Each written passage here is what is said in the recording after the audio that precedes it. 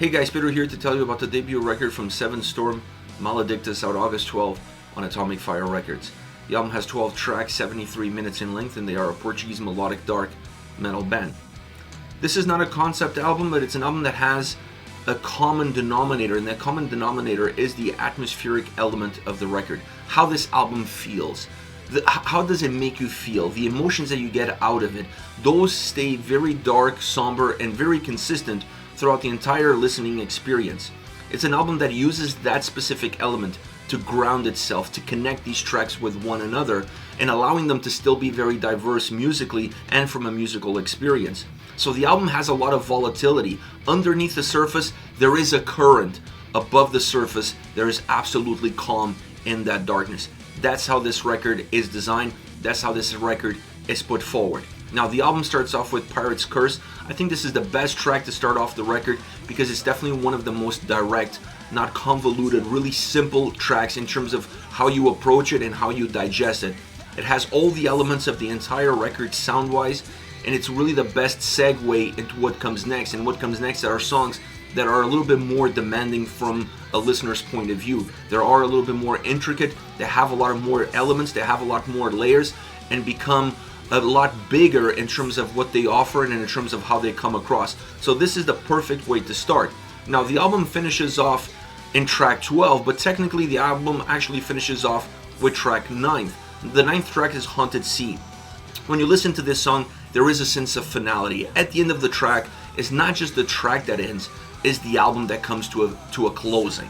Then after that, there's 3 additional tracks, all of them different versions of Saudade. One in Portuguese, 2 acoustic, a Portuguese version and an English version. So you can look at the record as having 12 songs being 73 minutes in length, but to me you have to look at this record as actually being 9 songs and being 1 hour in length. The other ones are just bonus, they're coming right at the end and don't really impact the mobility of the record, have nothing to do with the overall design, fluidity, or even playability of the album as a whole. Now, when you talk about the sound on this record, this is a band that doesn't have, or at least perhaps they don't want to have, a defined sound that you can just put under one single umbrella, under one single genre. It's really hard to pick which way you're going to go because there's a lot of different influences from different bands, from different genres. And it takes you in different directions depending on where you are, not just from song to song, but within the songs themselves. This album has doom, it has melodic metal, it has dark metal, it has gothic elements, it has all different pieces that when you bring them together and you allow the overall composition to be somewhat streamlined, it makes for a very powerful and exciting experience because it feels fresh. It doesn't matter if you listen to the album for the first time or you listen to the album for the 100th time. It has a great mix, very layered record, a record that perhaps doesn't give you all of its secrets the first time you go through. I've listened to this album several times, and I swear that I'm always discovering a new element, a new instrument, a new layer, a new addition every single time I go through it that I just didn't pay attention to it before or just went unnoticed. So it's a great record from that perspective. It's a lot richer in sound than what it appears to be. It's a lot warmer. It's an album that has that emotional drive, that it's emotionally charged, that impacts that atmosphere, that stays balanced from beginning all the way to the end, but it also gives the album this heart, this soul that it's so important for a band to have in order to connect with the listener.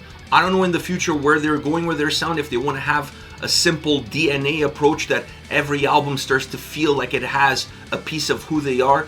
But to me, being dynamic, being creative, going in different directions, and then allowing the atmosphere to permeate and balance and ground out or flatten out the record, maybe it's the best way to go. This way you could be as creative as you want to be, and you're not necessarily, pigeonholing yourself to one specific genre, to one specific sound.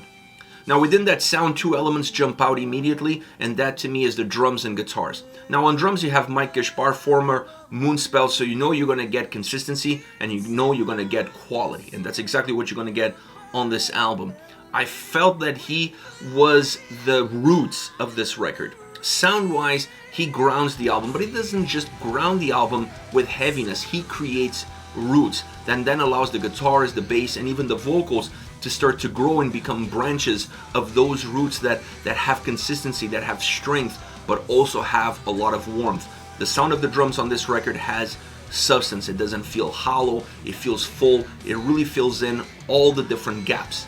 Now the guitars also have great sound, and when you look at the guitar from a complete array of possibilities, I almost feel like they've given you every single thing that they could offer, from the acoustic to the electric, from the melodic to the heavy, from the great, memorable hooky riffs to the more proggy technical riffs. There's a little bit of everything on this album. So a lot of the diversity that you're going to find on this record perhaps starts with the guitars and the movement that they create within the songs from song to song, and that allow the album to feel a little bit more diverse, that allow the album to feel like it has this life, that it breathes life. But that's not just the only element of diversity. Maybe that's the starting point, or that's going to be the element that you're going to notice first as far as that aspect is concerned. But then you're going to hear other pieces. There's some symphonic elements throughout the album. There's some folk elements throughout the album. There's just a lot of different layers that you're going to have to kind of peel and see, and then bring all of those different pieces to the table in order for you to really grasp what the full puzzle of Seven Storm and Maledictus is all about. Vocally, the album is outstanding. Outstanding. I mean, there's not another word to describe it. From beginning to end, I felt like the range was phenomenal. The warmth that you see in the sound, you're going to find it as well in the vocals. And I don't think you can have it any other way.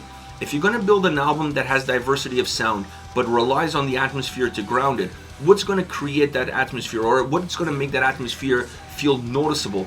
A huge part of that comes from the emotional drive and the emotional attitude that you have when you're singing.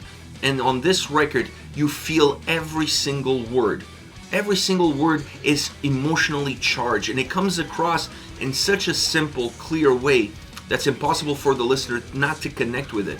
It almost feels like you're being sung to. It has this direct approach, this warm approach, this comforting approach from start to end that is just phenomenal. I love the ebbs and flows in some pieces, in some songs, where musically the track perhaps a little bit more linear, with not moving a lot.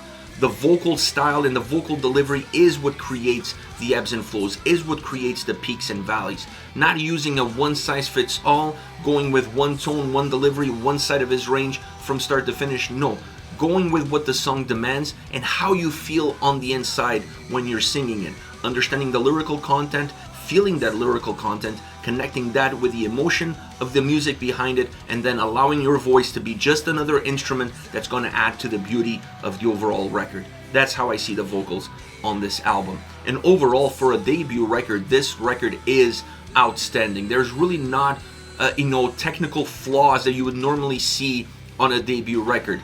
Sometimes debut albums have the problem of being built during a very long period of time, and then how you felt when you created the first song is not necessarily how you felt when you created the last song, and that comes across. The record starts to feel more like a compilation, and it loses a little bit of its character. It feels thinned out.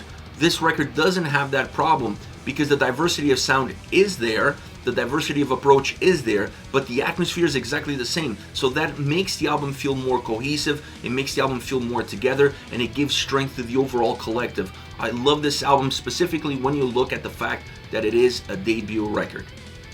As far as favorite songs are concerned, I want to start off with Pirate's Curse, the opening track. I already mentioned a little bit about this song, but it's a great opening track because it has darkness, that riff, that bass, the way it comes in, it just permeates darkness, and it sets the tone for the entire track, and it sets the tone also for what the album is going to be all about. This song perhaps a little bit more direct, like I mentioned. I feel like there's not as many layers to peel with this one, but you don't really want that right off the bat. Think about an album as a meal. You want the first song to be the appetizer. You don't want the first song to be the main course. So this song works a little bit as an appetizer. It opens up your appetite to what the rest of the album is going to be all about. It gives you a little bit of hints of what the album is going to sound like, it's going to feel like, and it's a really well-crafted song, straight to the point, heavy, melodic, with a lot of darkness. Next we have The Reckoning. I love that they added atmospheric elements to this song. You hear the rain, you hear the thunderstorm. There's this thunderstorm brewing in the distance, and you hear that at the start of the track, but then that is followed up by the drum sound. The drum sound feels like a continuation of that atmosphere. And then you introduce the bass. The bass also adds to that same atmosphere. So what you have there as an atmospheric external element starts to merge into what the song sounds like, and they're using the drums, bass, and guitars to really create a musical perspective of the sounds that opening up the track. That sequence is just phenomenal. If that's not going to get you excited about listening to the rest of the track, I honestly don't know what will. It's a great song that has that great build-up right from the get-go. There's some symphonic elements into this track that give this song a little bit more of a rich aroma, making the song feel even bigger, more epic, more cinematic. It has a little bit of a movie score feel to it in terms of how it moves, but perhaps some of that comes from that opening. It's just a great track all around. It moves really well. It never really stands still. It has a lot of moments of darkness, of somber, but it also has a lot of explosive nature within it. So you never really know what's coming around the corner. Last but not least, I think this is their biggest sounding track on the album, and that is Inferno Rising. This is a larger than life song. I mean, I talked about the previous track being epic, even cinematic movie score. This one definitely is. Musically, it feels like a movie score. A movie score that you added vocals on top of it. It's very over the top. It's a song that has no boundaries. There's no limits to it. The limits is your imagination when you're listening to it. It's also a song that perhaps drafts out the full range of potential of what this band can do, because you're going to see everything. You're going to see the heavy side of the band, you're going to see the melodic side of the band, you're going to see the dark side of the band, you're going to see the somber side of the band, you're going to see the folky side of the band, the symphonic side of the band, the epic side of everything that this band can do. You see pieces on display here. There's some prog elements, some technical elements, especially coming from the guitars. This track is a synopsis of the talent that resides within this band. And when you listen to this track, when you see how big it is, and how many things they throw at you, how much diversity of elements, how many layers are in this song, and somehow they allow the track to still feel connected, engaging, and it doesn't become boring, because it's like you're reading a book and you're just so excited about where you are, you just want to move on to the next page and the next page and the next page. This track feels like that to a certain degree. And this is an exciting song from that perspective, because if they can show us glimpses of everything they can do in one single track, imagine what they can do if they go just down one single path and a specific song, go down another path and another song. You know, the sky is the limit. This is a very intriguing and interesting track, not just for what it offers now, but what could possibly offer in the future. This is it, 7 Storm, Maledictus, out August 12th on Atomic Fire Records. Let me know your thoughts on the band, on the singles. Use the comment section below. I'll be reading those and getting back to you. Take care, guys.